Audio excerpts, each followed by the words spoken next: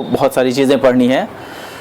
Network, सबसे पहले तो ये जानना है कि नेटवर्क होता क्या है, और नेटवर्क जानने के लिए आपको ये जानना है कि आखिर नेटवर्किंग में ये क्यों ज़रूरी है कि डेटा का आवागमन कैसे होता है, क्यों होता है। हर चीज़ को जानना बहुत ज़रूरी है, क्योंकि कंप्यूटर साइंस का ये बहुत ही बेहतरीन और सबसे इंटरेस्टिंग जो आप कह सकते हैं वही सब्जेक्ट है ये।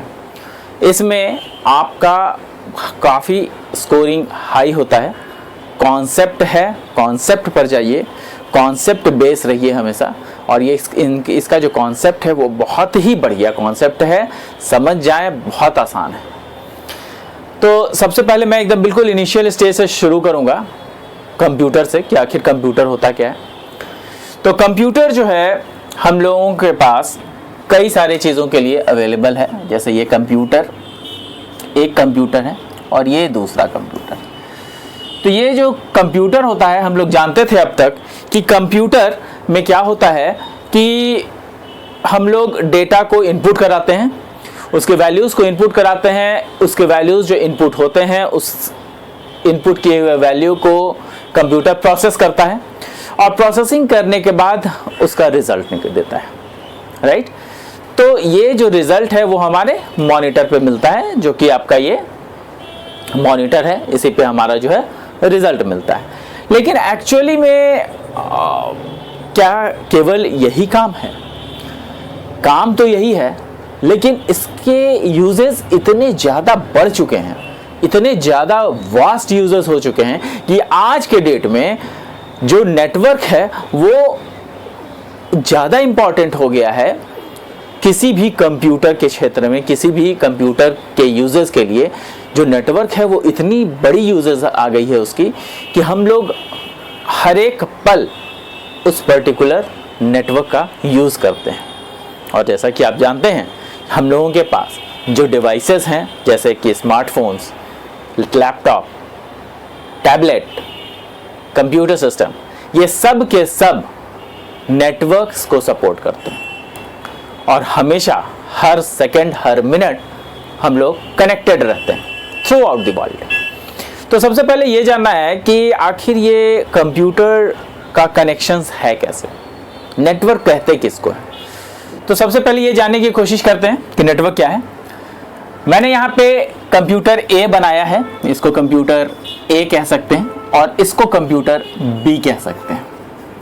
तो कंप्यूटर ए और कंप्यूटर बी। तो यहाँ पर यह समझना ज़्यादा ज़रूरी है कि कंप्यूटर ए जो है वो अपना डेटा कंप्यूटर बी को ट्रांसफ़र कर सकता है, और कंप्यूटर बी कंप्यूटर ए को डेटा ट्रांसफ़र करने में सक्षम हो सकता है। तभी डेटा का आवागमन होगा।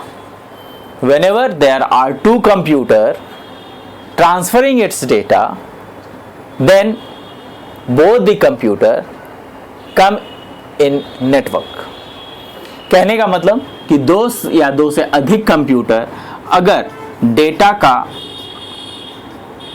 आवागमन उसमें हो रहा है, तो ये जो कंप्यूटर है वो नेटवर्क में कहलाएगा कि वो नेटवर्क में है। तो कंप्यूटर ए, कंप्यूटर बी और कंप्यूटर सी हम लोग देख रहे हैं। अब ये मान लीजिए कि मैंने आपको ये पेन दिया, आपने ये पेन एक्सेप्ट ही नहीं किया, तो क्या मैंने ये आपको पेन दे दिया? नहीं, ऐसा नहीं होता है। मतलब ये कि अगर ये कंप्यूटर ए कंप्यूटर बी को डेटा देना चाहता है, लेकिन कंप्यूटर बी इसको परमिट ना करे, तो ये दोनों नेटवर्क में नहीं रहेंगे। It is very important to understand the rules. अगर कंप्यूटर ए कंप्यूटर बी को डेटा देना चाहता है, बी उसको एक्सेप्ट नहीं करना चाहता है, तो कंप्यूटर ए और कंप्यूटर बी दोनों नेटवर्क में नहीं हैं। नेटवर्क में होने के लिए यह जरूरी है कि आपका जो डेटा है वो कंप्यूटर टू कंप्यूटर ट्रांसफर होना चाहिए, एक कंप्यूटर से दूसरे में ट्रांसफर होना चाहिए, और दूसरे कंप्यूटर से डेटा जो है, मतलब बी कंप्यूटर बी से डेटा ए में आना चाहिए। यही नहीं, बल्कि जब कंप्यूटर ए डेटा को भेज रहा है तो it should give the permissions to all the permissions of data of accepting data from the data coming from computer ए। कहने का मतलब कि अगर ए कंप्यूटर ए से डेटा जो भी आ रहा है वो अगर कंप्यूटर बी में आ सकता है तो बी को उसका परमिशन देना पड़ेगा। लेकिन अगर बी को परमिशन मिला और बी ने डेटा जब भेजा और ए ने परमिशन नहीं दिया तो again there will be a problem, वो अगेन डेटा नहीं होगा। मतलब कि दोनों साइड से कंप्यूटर ए और कंप्यूटर बी दोनों एक दूसरे को परमिशंस देने चाहिए, तभी आपका कंप्यूटर नेटवर्क में होगा, वरना कंप्यूटर नेटवर्क में नहीं होगा। उसी तरीके से जितने भी कनेक्टिंग डिवाइसेस होंगे वो सारे के सारे डिवाइसेस में ये फैसिलिटी मौजूद होनी चाहिए कि अगर वो डेटा एक्सेप्ट कर रहा है, डेटा रिसीव कर रहा है, तो उसको भी डेटा भेजने में वो सक्षम हो और डेटा रिसीव करने में भी सक्षम हो। तो इस तरीके से आपका नेटवर्क काम करता है। अब ये देखिएगा कि नेटवर्क तो ये काम कर जाता है उस तरीके से, लेकिन क्या मैंने कंप्यूटर बना दिया तो क्या केवल कंप्यूटर से ही होता है? नहीं, मैंने अभी अभी बताया कि डिवाइसेस आपके कुछ भी हो सकते हैं। हो सकता है कि ये आपका स्मार्टफोन हो,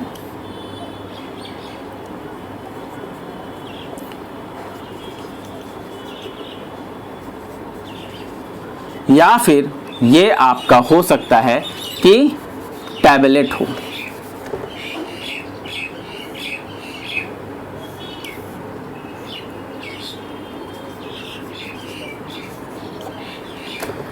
बस कंडीशन ये होना चाहिए कि डेटा का आवागमन होता रहे। नाउ अब ये समझने वाले पॉइंट है कि आखिर ये डेटा जो है यहां से यहां ट्रैवल करेगा कैसे। ऑब्वियसली वो डेटा वायर के थ्रू करेगा ट्रैवल। तो जो नेटवर्क है वो क्या होता है कि जो नेटवर्क में आपका जो डेटा है वो या तो विथ वायर होता है या फिर वायरलेस होता है। लेकिन टेक्नोलॉजी जो है दोनों में जो काम करने का जो प्रणाली है, जो सिस्टम है, वो इसी तरीके से काम करती है। कहने का मतलब कि जो डेटा का आवागमन है वो दोनों में होना चाहिए और ये वायर उसमें हेल्पफुल हो। वैसा वायर को लगाएं कि वो डेटा को एक जगह से दूसरे जगह ले जाने में सक्षम हो सके, पहुंचा सके। तो हमारा नेटवर्क में ये होना ज़रूरी है कि आपका कंप्यूटर दूसरे कंप्यूटर से कनेक्टेड हो थ्रू वायर्स, और अगर वो वायर्स के थ्रू कनेक्टेड नहीं है तो हम लोग जो है उसको वायरलेस के थ्रू भी कनेक्शंस होते हैं, वो हम लोग कर सकते हैं। और अगर वो भी नहीं है तो इन दोनों में से अगर कोई क्राइटेरिया फुलफिल नहीं हो रहा है तो ये नेटवर्क में नहीं हो सकते हैं। अब ये डेटा एक दूसरे के पास जाता कैसे? हम लोगों ने बचपन में पढ़ा था लाइट, चैप्टर लाइट पढ़ा था, आप लोगों को याद होगा कि लाइट हमने पढ़ा था। तो लाइट में आप देखते होंगे कि अगर कोई रात को बल्ब जला दिया जाए तो जो बल्ब जलता है वो आपका इस तरीके से लाइट को प्रवाहित करता है। आपने बल्ब जलते हुए देखा होगा कभी कभी कि जो बल्ब होता है वो इतना लाइट करता है, जो कभी कभी जो पहले वाले पुराने बल्ब आते थे 100 वाट के बल्ब, 200 वाट के बल्ब, जिसमें कि पीली लाइट होती थी, उसमें आपको गौर से लाइट को देखिएगा तो there you will visualise that there are some rays which are coming out. Rays ऐसा रेज निकलता हुआ नजर आएगा उसमें। तो आखिर और वो रेज जहां पे भी पहुंच सकता है, जहां तक पहुंचता है वहां तक आपको लाइट दिखेगा, मतलब कि चीजें वहां पर तक दिखेंगी, और जहां नहीं पहुंच पा रहा है वहां पे चीजें विजिबल नहीं होंगी। तो कहने का मतलब ये है कि ये जो लाइट्स वहां से यहां से वहां ट्रैवल कर रहे हैं, how does it travel? Light जला देने की वजह से हम लोगों को वो दिखने कैसे लगता है? ऑब्वियसली जो लाइट है वो उस पर्टिकुलर वस्तु पे पड़ती है, और उस पर्टिकुलर वस्तु पर जब आपका पड़ा, वहाँ से वो रिफ्लेक्शन होता है और वो हमारे आँखों में जाता है, और वो हमारे आँखों में जैसे ही पहुँचता है तो हम लोग जो है उसको देख पाते हैं। ये लाइट का कॉन्सेप्ट है। अब ये जो कॉन्सेप्ट है इसको जो है डेवलप किया गया और देखा गया कि आखिर ये लाइट किस तरीके से ट्रैवल करता है। What are these? तो ये जो रेज होते हैं, ये रेज क्या हैं, क्या एक्चुअली? तो ये रेज क्या है, मैं आपको कॉन्सेप्ट बता रहा हूँ लाइट का, क्योंकि उसी से आपका नेटवर्क जो है जुड़ा हुआ है। तो ये जो लाइट है वो आप देखिएगा, it works on the basis of particles. इसमें देखिएगा जो छोटे छोटे पार्टिकल्स होते हैं ये ही ट्रैवल करते हैं, और ये जहाँ पर भी जाते हैं वहाँ पर जिस वस्तु से टकराते हैं वो वस्तु पे ये हिट करते हैं, और ये जैसे ही हिट करते हैं वो वस्तु पे बॉम्बार्डमेंट होता है। बॉम्बार्डमेंट मतलब वो एनर्जी का, these particles are full of energies। अब ये एनर्जी आया कहाँ से? इलेक्ट्रिसिटी से आया। ये एनर्जी, ये पार्टिकल हैं, ये पार्टिकल हैं जिसको कि बोला जाता है फोटॉन्स। इसको फोटॉन्स बोला जाता है। तो हम लोग पढ़े थे इसमें लाइट में कि ये जो फोटॉन्स होते हैं, these are tiny energies। जो लाइट में जो पार्टिकल्स होते हैं, ये particles contains photons, and these photons carry energies. और ये जो एनर्जीज हैं, ये एनर्जी कहाँ से लाते हैं? इलेक्ट्रिसिटी से। जो इलेक्ट्रिसिटी आपका यहाँ पर से निकल रहा है उसी से फोटॉन्स निकला, एनर्जी निकला, और वो एनर्जी जहाँ तक गया, मतलब ये एनर्जी ट्रैवल कर रहा है, तो वहाँ पर जहाँ तक गया वहाँ तक सही। और हम लोग जानते हैं energy can neither be created nor can be destroyed. अब जो एनर्जी क्रिएट नहीं हो सकता है, जो हम लोग एनर्जी को क्रिएट भी नहीं कर सकते हैं, उसको डिस्ट्रॉय भी नहीं कर सकते, तो एनर्जी जाएगा कहाँ? तो हुआ क्या कि यहाँ पर जो एनर्जी प्रोड्यूस हुई वो एनर्जी यहाँ तक आई, और जिस भी वस्तु पे उसने हिट किया वो वस्तु पर बॉम्बार्डमेंट हुआ, और यहाँ पर से ये एक रिफ्लेक्शन हुआ जो कि हमारी आँखों में आया, और तब हमारी आँखें देख पाती है कि कोई वस्तु वहाँ पे एक्चुअली एग्जिस्ट करती है। तो this is how light travels. अब लोगों ने क्या दिमाग लगाया कि अगर ये पार्टिकल है और अगर इसमें एनर्जी है, तो इस एनर्जी को क्यों ना हम लोग स्टोर करें, इस पर्टिकुलर एनर्जी को स्टोर करें, और इसमें हम लोग जो ये एनर्जी जिस तरीके से कैरी ले करके जा रहा है, ये एक डेटा, ये एक पैकेट है। ये क्या है? एक पैकेट है, और इस पैकेट के जरिए हम लोग क्या करते हैं कि डेटा को मूव कराने की कोशिश करते हैं। इस पैकेट में हम लोग अपना डेटा, जो कि आप जानते हैं कि डेटा हम लोग का क्या होता है, 1010 के फॉर्मेट में होता है, बाइनरी नंबर्स में, उसमें हम लोग उस नंबर को डालते हैं। तो जब एनर्जी जाएगी तो वो साथ में हमारे डेटा को भी ले जाएगी, और जहां तक जाएगी वहां तक हमारा ये डेटा पहुंच जाएगा। तो दिस वाज द कॉन्सेप्ट।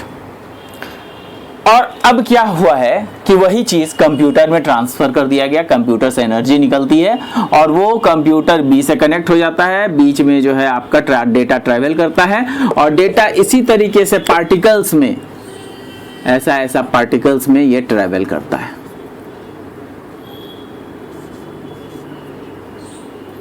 और डेटा को ये कैरी करता है, और ये पार्टिकल्स इस तरीके से मूव करते हैं और यहाँ पहुँचते हैं। उसी तरीके से बी भी अपना डेटा को मूव कराता है पार्टिकल्स के जरिए। तो this is how the concept of light is basically applied on networks. अब नेटवर्क्स में जो डेटा है, ये डेटा क्या क्या कर सकता है, बहुत सारे कुछ इसमें होते हैं कि किस तरीके से डेटा जाएगा। तो डेटा को यहाँ से वहाँ जाने के लिए मैंने कहा था कि आपका जब डेटा ए में है और वो डेटा बी तक जब जाएगा तो obviously there will be something called energy which will take the data from A to B.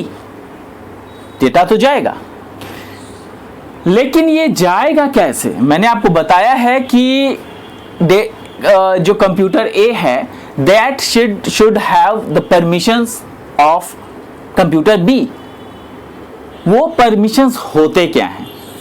तो उस परमिशंस को बेसिकली जानने के लिए हम लोग ये देखेंगे कि जो डेटा आपके पास कंप्यूटर बी, कंप्यूटर ए में जो डेटा जाने वाला है उसको हम लोग क्या करते हैं कि रूल्स के तहत भेजते हैं। और वो रूल्स होता क्या है? तो जो रूल्स है वो है आपका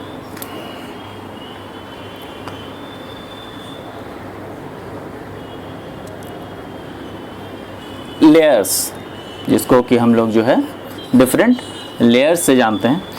तो इस कई सारे ऐसे लेयर्स लगे होते हैं जिनके थ्रू इस डेटा को पास करना होता है, जिसको कि हम लोग OSI लेयर्स बोलते हैं। Open system interconnection.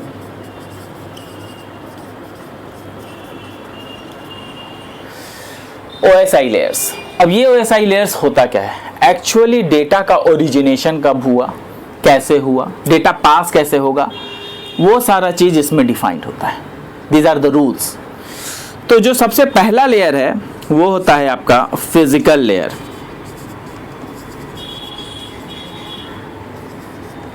नीचे से चलते हैं, आप कहिएगा ऊपर से क्यों नहीं लिख रहे हैं सर? तो एक्चुअली नेटवर्क में जो लेयर्स हैं वो नीचे से ही लिखते हैं हम लोग।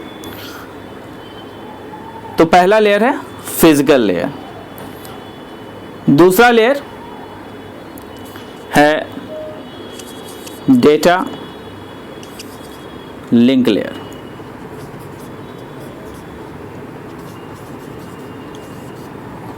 तीसरा है नेटवर्क लेयर। चौथा है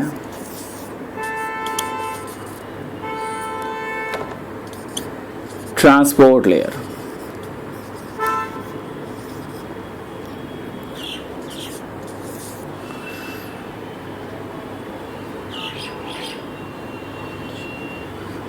फिजिकल, डेटा, नेटवर्क, ट्रांसपोर्ट। पांचवा है session layer.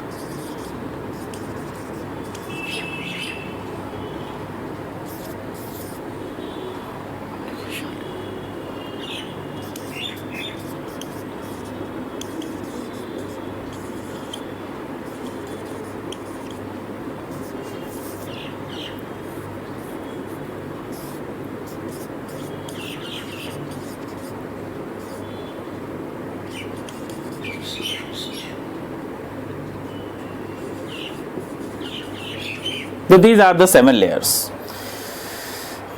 physical layer, data link layer, network layer, transport layer, session layer, application layer, presentation layer. Now these are the different layers. अब ये लेयर्स कैसे काम करते हैं, किस तरीके से इनका यूज़ है, वो हमें जानना ज़रूरी है, वो मैं बताऊंगा आपको। तो ये जो लेयर्स हैं इनको आप लोग ध्यान से पढ़ेंगे। मैं अभी थोड़ा बहुत बता देता हूँ। फिजिकल लेयर इसलिए होता है कि डेटा कैसे ओरिजिनेट होगा। कैसे ओरिजिनेट होगा? ओरिजिनेट इसमें नहीं होगा, इसकी मदद से नेटवर्क लेयर के थ्रू ओरिजिनेशन होगा डेटा का। लेकिन जो फिजिकल लेयर है वो क्या करेगा? वो ये बताएगा कि आखिर आपका डेटा किस तरीके से ओरिजिनेट होगा। डेटा लिंक लेयर उसमें कुछ सिक्योरिटीज लगाएंगी और सिक्योरिटी लगाने के बाद एक्चुअली डेटा यहां पर नेटवर्क लेयर में डेटा बन जाएगा। और फिर ट्रांसपोर्ट लेयर उस डेटा को लेकर के आगे बढ़ेगा, चलेगा। सेशन लेयर टाइम देखेगा कि आखिर कितने टाइम में ये डेटा पहुंच पा रहा है। एप्लीकेशन लेयर क्या करेगा कि उन डेटा को सही से दूसरे जगह डेटा को पहुंचाने में मदद तो वहां पे मदद नहीं करेगा, बल्कि वहां पे खुलने में उस पर्टिकुलर जो आपका डेटा वहां पे गया, कंप्यूटर ए में से डेटा कंप्यूटर बी में गया, तो कंप्यूटर बी में वो डेटा चलना भी तो चाहिए। तो यहाँ पे एप्लीकेशन लेयर क्या करता है कि वो जो कोड जो यहाँ पर डेटा लिंक लेयर में सिक्योरिटी कोड्स डाल दिए जाते हैं, उसको वो डिकोड करता है। और प्रेजेंटेशन लेयर सारे डेटा जो भी आपने भेजा है उसको प्रेजेंट करने में हमारी मदद करता है। कहने का मतलब यह है कि जो डेटा है वो आपका कैसे उत्पन्न हुआ, कौन कौन सी चीज़ें लग करके उत्पन्न हुई, कौन कौन सी सिक्योरिटीज उसमें से लगी, वो डेटा उत्पन्न होने के बाद रास्ता कहाँ से बनाएगा, नेटवर्क कौन सा नेटवर्क से एक नेटवर्क से दूसरे नेटवर्क में कैसे जाएगा, तो वो ट्रांसपोर्ट लेयर के थ्रू जाएगा। फिर उसका सेशन लेयर मेंटेन करेगा कि भाई आज डेटा भेजे हैं तो कल पहुँचेगा, परसों पहुँचेगा, ऐसा तो नहीं होता। डेटा आप भेजते हैं और मिल जाता है, तो the time should be kept in mind, वो सेशन लेयर करेगा। एप्लीकेशन लेयर क्या करेगा, एप्लीकेशन लेयर ये देखेगा कि आखिर जो डेटा आपने भेजा है वो दूसरे कंप्यूटर पे रीड हो पा रहा है कि नहीं हो पा रहा है, तो उसको कोडिंग जो की हुई है उसको डिकोड करेगा। और उसके बाद प्रेजेंटेशन लेयर सारे डेटा को प्रेजेंट करेगा सही से कि ये डेटा सही से उसमें प्रेजेंट हुआ है कि नहीं। पूरा का पूरा जितना भी 6 अदर लेयर हैं, इसकी मॉनिटरिंग जो है वो प्रेजेंटेशन लेयर करता है। तो एक मैंने थोड़ा सा आज आपको मैंने बताया कि नेटवर्क क्या होता है, नेटवर्क किस तरीके से काम करता है, किस तरीके से डेटा ट्रैवल करते हैं। तो this was just the concept. We will start our class from the next class. Actually we will start from the syllabus from the next class. हम लोग जो है इसमें और आगे क्या क्या होगा वो करेंगे अगली क्लास में। तो जितना भी कॉन्सेप्ट मैंने बताया है, ये वीडियो आप लोग देखिए, बार बार देखिए, चीज़ें घुसनी चाहिए दिमाग में, और जब तक ये चीज़ें गई नहीं दिमाग में तब तक आगे की चीज़ें टफ हो जाएंगी। तो डेटा कैसे ट्रैवल करता है ये एक कॉन्सेप्ट है, and this concept should be understood. और ये कॉन्सेप्ट समझने के लिए हम लोगों को निरंतर डेटा कम्युनिकेशन नेटवर्क पढ़ना पड़ेगा, इसके कॉन्सेप्ट्स पढ़ने पड़ेंगे, और ध्यान में रखना पड़ेगा कि हम लोग जो पढ़े हैं वो कहाँ कहाँ अप्लाई हो रहा है। Thank you friends, will met in the next class. Thank you.